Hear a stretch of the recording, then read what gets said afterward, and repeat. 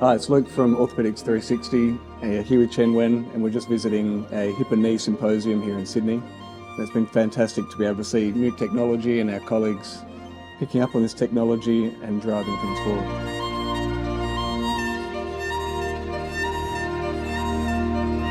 I'm excited to show you some of the technology we use for our hip replacements. Not only can we 3D plan our surgery and use cutting guides to execute that surgery, but we can use further technology like imaging inside our theatres to demonstrate our execution of that plan. You can see the hip replacement here with the femoral stem, the acetabular component. We can take very accurate measurements in theatre in real time to see that reproduction of our plan. I think it's been quite important to have the X-ray during surgery. It's not something that we used to be able to do with posterior approach, and that's something we can do quite easily because we have the carbon fibre tables and things for the anterior approach. So that's certainly something that we've enjoyed, and having the intraoperative imaging allows us to test and adjust before we implant the final prosthesis. Just to verify that plan has been executed just as we set up. It just adds, I think, a lot to the accuracy. Yeah. We judge how well we place the prosthesis by our X-rays, so it only makes sense that we X-ray during surgery. We spend all that time planning our surgery. We've really got to make sure that we're executing on the day, and that's the exciting thing about this technology. And this new system that's sort of evolving on what we've used for years just gives us even more data, which is pretty amazing. Yeah. So we'll show you that. What it involves is really just a three-dimensional pre-op scan that we already do, and then we get a huge amount of data.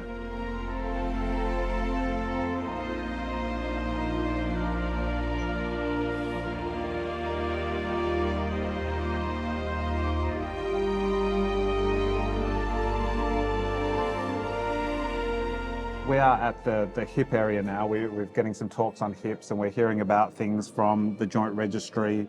We're also just hearing about people's choice of implants, which, you know, there are a vast number of implants, cemented, cementless, fully coated. You know, we use a few different stems just based on geometry. What about bearing choices? So the bearing is basically where you use, or where the joint moves. And so what you can see here, that's ceramic on ceramic bearing. That's what I use. You're using something different. What do you use for most of your hips? Most of my hips would have a polyethylene liner with a ceramicized head. These function well. They demonstrate to perform well from a registry point of view with a very low revision rate, and it's very tolerant of forces of daily activities and functional use of the hip, which is why I really like it. And probably, I mean, the thing that I get often asked is people know one person who's had a ceramic on ceramic, which is what I use, that has had a squeak or something like that. Yeah.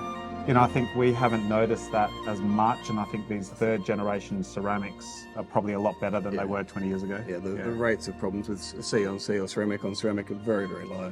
What do you think about the idea of a ceramic breaking with force? With the new ceramics, I think the rates of that is just so exceedingly low that it's not really a current concern.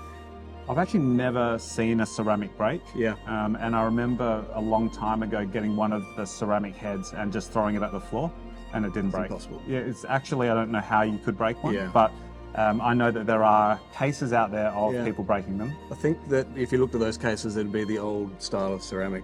Or I think probably inaccurate implantation. Yeah. So putting an abnormal force on it. Yeah. Yeah. I mean, we know that actually in the registry, the ceramic on poly does amazingly well. Yeah. But that's for a revision standpoint only, and probably dates back. I mean, the data's 20 plus years old now. Yeah. So I wonder whether what we see coming up now is that ceramic on ceramic is just as good if we separate that data for the last 10 years. Yeah. Yeah, which is interesting. But it's just interesting, both using different options. Yeah, great outcomes with both. Same results. Yeah.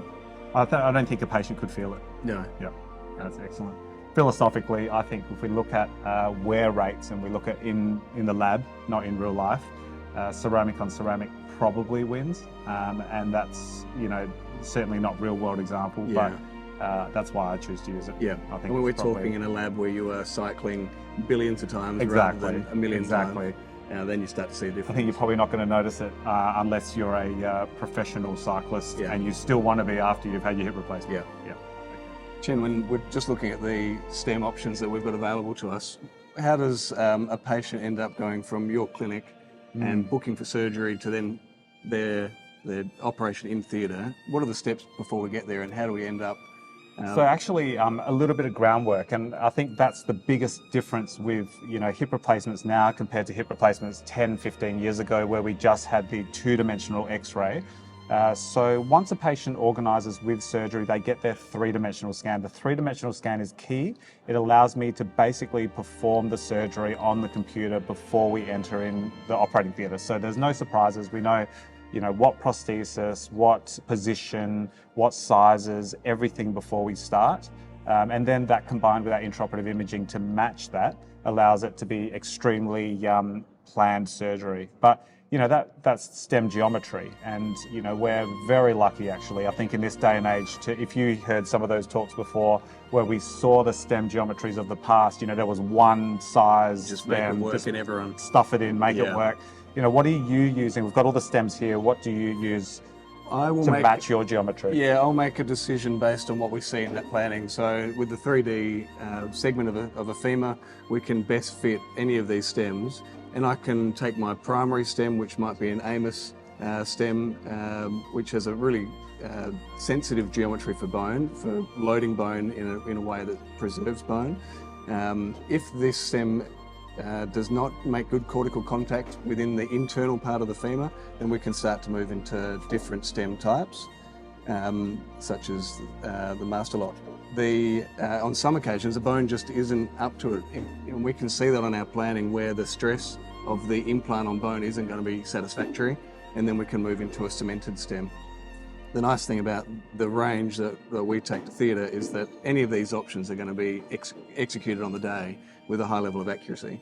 So that always gives me confidence that we're getting the right implant for the right patient every time. Well, I think that's the key here for me, is that when we go into the operating theatre, I don't need, like in the past, if you remember when we used to do hip replacements, 10 plus years ago, we would go in with plan A, but we would have plan B, plan C available at the same time, not knowing which one's going to be perfect. And then you'd prepare everything for this stem and realise, oh, that wasn't very good. And then you would take everything out, get another kit in, and then prepare everything for this stem. Yeah. And that when you prepare something twice, it's never perfect. Yeah. I think.